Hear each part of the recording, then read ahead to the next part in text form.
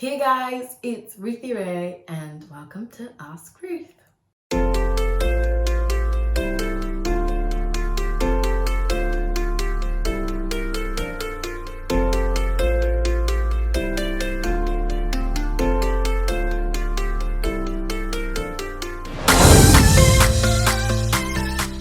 So, on today's video, I actually have another question to answer.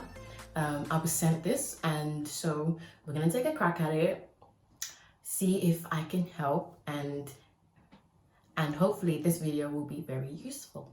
So the question is, would you compromise your goals and standards for love? Some people may have a different perspective on it, but I'm just gonna look at it from mine and we'll see how it goes. So the question says, would you compromise your goals and standards? Now, that's the bit I want to break down. I want to break it down into goals and standards because even though they're quite similar, I believe that they're slightly different. And the reason is, like, when we look at goals, what is a goal? A goal is something that you set in place in order to achieve. It's mainly for you. It's something that you have written down, like a bucket list or whatnot, and then you've decided that I want to achieve this. Whereas a standard is something that you have also set in place, but instead it's for someone else.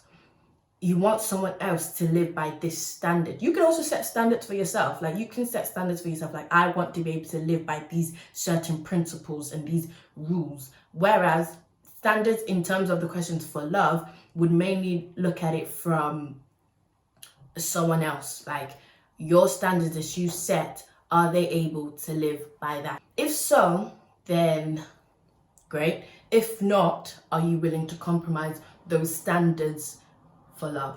Now, for me personally, I'd say no, because the standards that you have in the first place should be standards that are beneficial towards the relationship, towards the future relationship that you hope to have. If you are compromising those standards, then there has to be a few reasons. One, was the standard a good standard? Like, because if it's a good standard, nothing should ever compromise it, because you know it's a standard that will help you in the long run, that is beneficial towards you and the other person and the relationship. Whereas if you're compromising that, then it goes to two, that it wasn't a good standard. And so because it's not a good standard, then you don't need to put it there. So really and truly, we should be thinking of good standards in the first place. Do you know what I'm saying? Now, a goal, it's onto yourself, like I said. So it's like, these goals that you have, again, are they a goal that you wouldn't mind compromising for someone else? And if the answer is yes, you wouldn't mind compromising them, then again, it looks at the goal. Were they important in the first place? Or is it that it was important, but now your outlook on it has shifted? Anyways, but yeah, so those two things are slightly different. And so it's like, we need to break it down a little bit. Now, if you look on the internet for the definition of what these words mean, a goal means the object of a person's ambition or effort, an aim or desired result. So it pretty much goes back to what I was saying, that this is an ambition of yours, a goal that you have set in place to reach, because it is, you have a desired result in mind. You know, you're aiming towards it. It's something that you want to achieve. And some examples could be, you want a 5-bedroom house in the countryside, or you want to be CEO of a multi-billionaire company by the age of 30, or you want to bungee jump.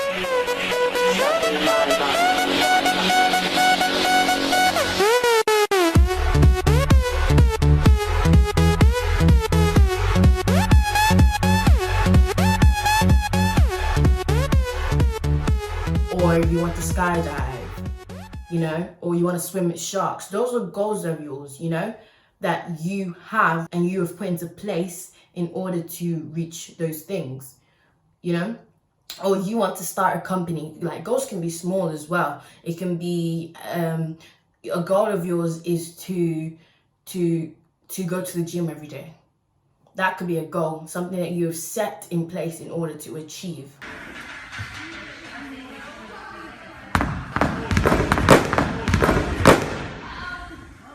Now, a standard is a level of quality or attainment. Now, I love how it says a level. It implies that there could be different levels of a standard, if that makes sense. So it's like you can have a low standards, medium standards, high standards. And it's like the standards that you have, which category do they fall under? Are they high standards? That they're standards that they're good, there is quality in them, that it's beneficial towards you? Or is it, if it's a low standard, it's like a low bar that it doesn't really matter if they don't have to do too much. If they're just able to tick off like 2 boxes or 3 boxes, then they've reached that standard. And so it's like, some of us, we may think that the standards that we have are high, but really and truly they're low. Not because they're bad things per se, but they're not things that are necessarily helpful towards us in the long run. So it's not necessarily bad, but it's not good. Yeah.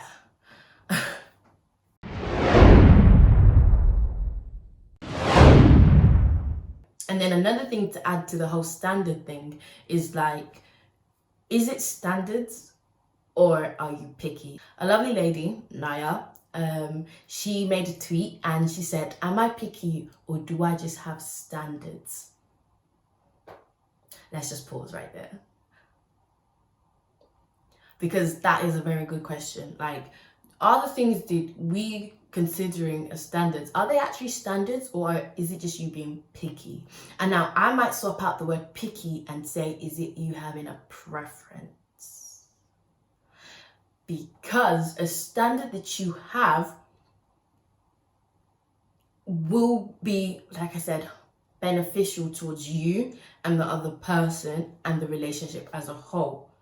Whereas there are certain things that it's you could say it's picky, or you could say it's a preference that you have. For example, some people may say, I want a guy that's 6'5" and think that that is a standard. But really and truly, that is a preference, because you would prefer them to be 6'5". The reason why I wouldn't say it's a standard is because you have to see, how is this beneficial to you and him? You can say, yeah, it's beneficial because, you know, he's tall and I can look up to him and whatnot. Yeah, you can say that if you want to justify it that way. However, when you really and truly look at it, I mean beneficial as, is it going to help your relationship grow? Is he someone that can help you, that can be there when you need him to?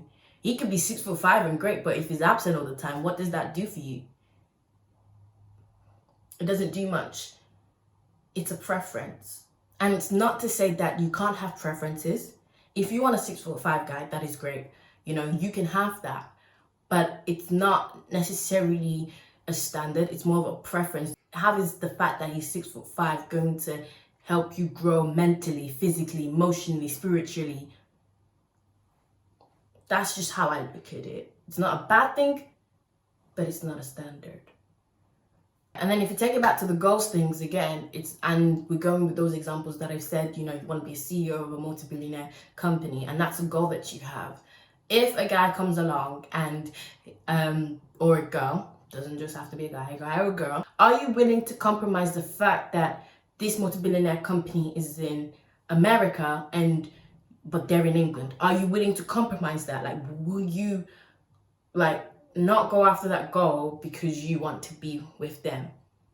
And for me, I would say that it depends, and I would put these things on like a scale of 1 to 10. Is the goals that I have, are they out of 10 where if I don't achieve this, I will be the most devastated person? If I don't have that 5-bedroom house, I will be balling. Or is it that it's at a one where if I wasn't able to reach that goal, I wouldn't cry. Like, if I couldn't bungee jump, it's not going to harm me too much. Or if I can't skydive, it's not going to be something that breaks my heart. And so you stop that goal because, but like a goal like, let's say, bungee jumping and skydiving, they're just like goals that they don't necessarily have to be compromised for a relationship, if that makes sense. Like, it's always something that you can always do afterwards. But if the person that you're with is trying to tell you to not do those goals, are you willing to stop because of those things?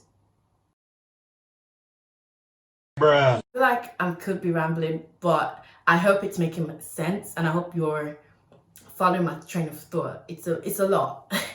But yeah, well, let's say you wanted to have a five bedroom house in the countryside, but then they have an apartment in the city. Are you willing to compromise the fact that it's just a 5 bedroom house in the countryside and move to the city? Are you willing to compromise that? If it's something that you think that, yes, I can do that. Like, it's a 5 bedroom house, I wanted it, but it's something that I could probably have in a couple of years. It's like, it's important, but it's not that important. So yeah, sure, let's go to the city. Then that's fine. Go do that. But for some people, like, generally, there are people out there that's like, no, never. How could you think? What? Me? City? What? No. And so therefore it's like something like,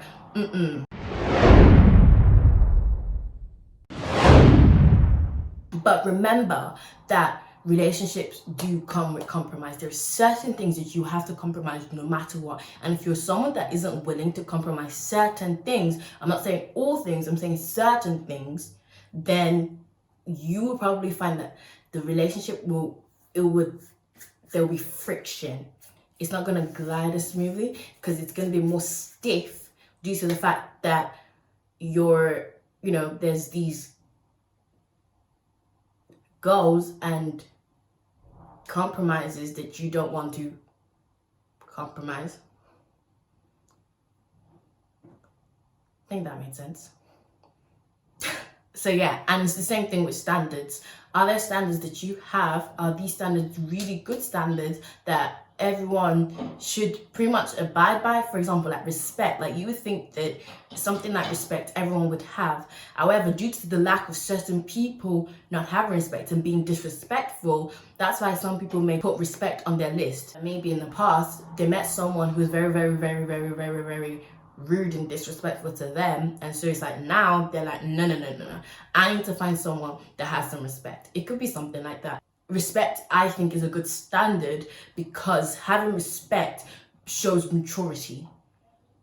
Despite like what someone might do to you, being able to be respectful of them and talk maturely to them grows the relationship because there is a level of communication. So in that instance, respect is a very good standard to have.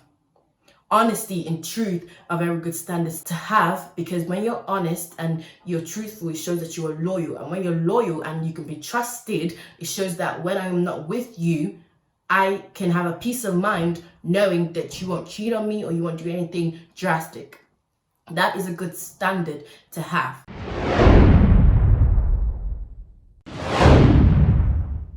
I asked a few people what their definition of standards are, and some people say someone that has a sense of humor, intelligent, modesty, healthy lifestyle, someone that is patient, hardworking, intelligent, someone that is loyal, funny, smart, and has ambition. This is what people consider as standards. You have to then go back and look at these and think, wait, I consider this as a standard, but should it be a standard? Like, is it something that is going to benefit both of us and grow me and grow them? And just to look into like a quick like Christian point of view, the standards that we should be living shouldn't really necessarily even be our own. Or even if they are our own, do they match and do they pair up with God's standards? Like, the standards that Jesus has for us, does our standard correlate to that? And if certain standards that you have doesn't, then it's something that you might need to change and check or re-evaluate in order to see. That is what I'd say. And then we'll just go back to the question, would you compromise your goals and standards for love? For me, personally, it depends on what my goals and standards are. And that would determine whether or not I decide to compromise them. Most of it, probably not, especially if it's standard, like I said, that is helpful to me and him. But if it's like a, like a goal, I feel like I'm more willing to compromise certain goals than I am a standard. That's why I wanted to break them apart, because they're not necessarily the same thing. I think I'm more willing to compromise a goal than I am a standard, because the standard that I have should be standards that are good standards that, I've been saying it like 300 times, are beneficial and helpful to the relationship and to each individual. So guys, that is the end of this video. I hope I was able to answer that question coherently, because I felt like I was literally all over the place. But essentially, that is it. If you do have any more questions, be sure you can email me at askruthie2442@gmail.com. It's going to be on the screen, so you can email me there. Any questions that you got, honestly, I want to take a crack at it, see if I can help you guys, because that's what we should do as a community. Let us be able to actually help each other, because some people might think that the standards that they have are good standards, but really and truly there could be standards that in the long run won't be helpful to them. And so if you can comment down what you think having good standards and good goals are, then please, let's try and help someone. So guys, I will catch you next time. Until then, stay blessed, don't stress, and I will catch you after the test. Bye!